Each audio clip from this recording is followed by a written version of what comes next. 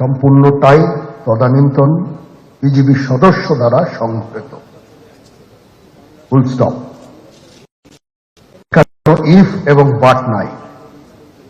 এখানে যদি ইফ এবং বাট আনেন, এই যে বিচারিক কার্যক্রম এতদিন ধরে হয়েছে, 16 বছর ধরে 17 বছর ধরে যারা জেলে আছে,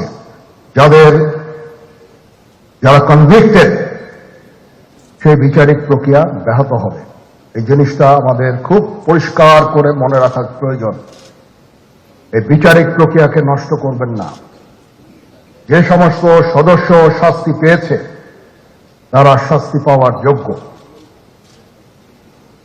এখানে কোন রাজনৈতিক নেতৃবৃন্দ এর মধ্যে উপস্থিত ছিল কিনা, ইনভলভ ছিল কিনা, বাইরের কোন শক্তি এর মধ্যে ইনভলভ ছিল কিনা, সেটার জন্য কমিশন করা হয়েছে।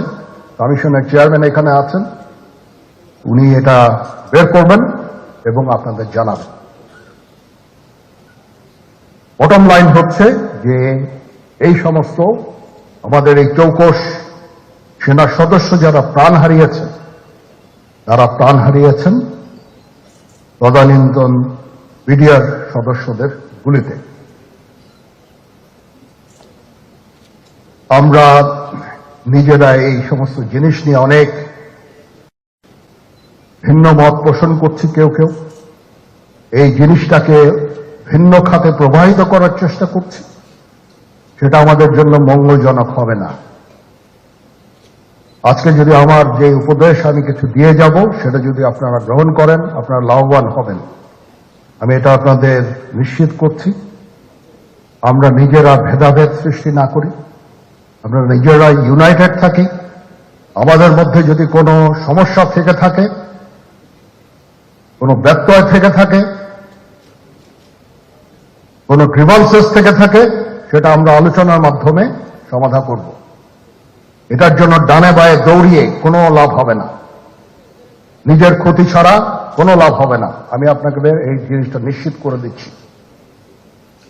কিছু কিছু সদস্যদের দাবি যে তারা 2009 সাল থেকে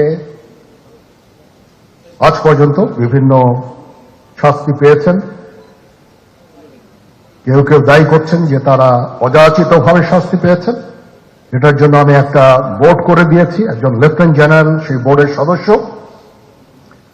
প্রথম ফেজে 51 জন সদস্যর ব্যাপারে আমার কাছে রিকমেন্ডেশন নিয়ে এসেছে।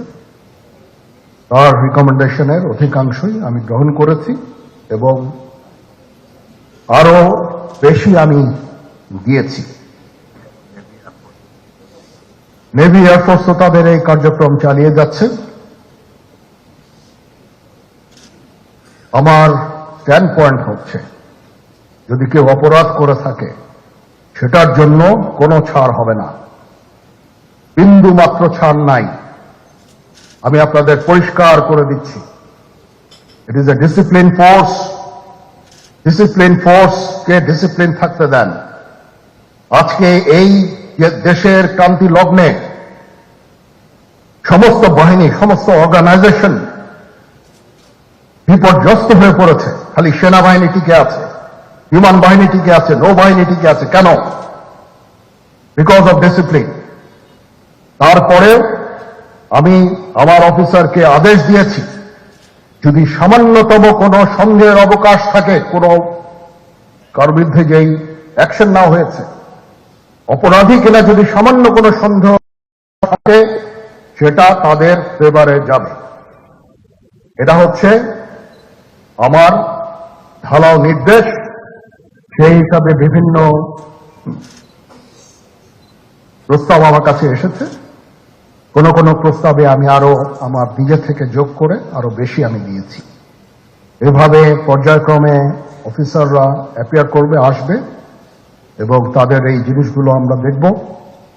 দেখে যদি মনে হয় যে তাদেরকে করার অবকাশ আছে কিছু, অবশ্যই আমরা করব।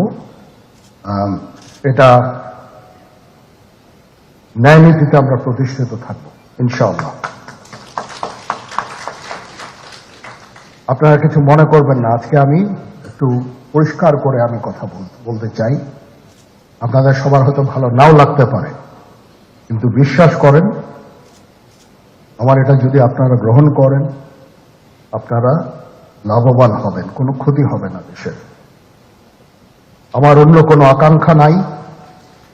আমার একটাই আকাঙ্ক্ষা, দেশ এবং জাতিটাকে একটা সুন্দর জায়গায় রেখে ছুটি করা। I had enough. Was last 7-8 months, I had enough.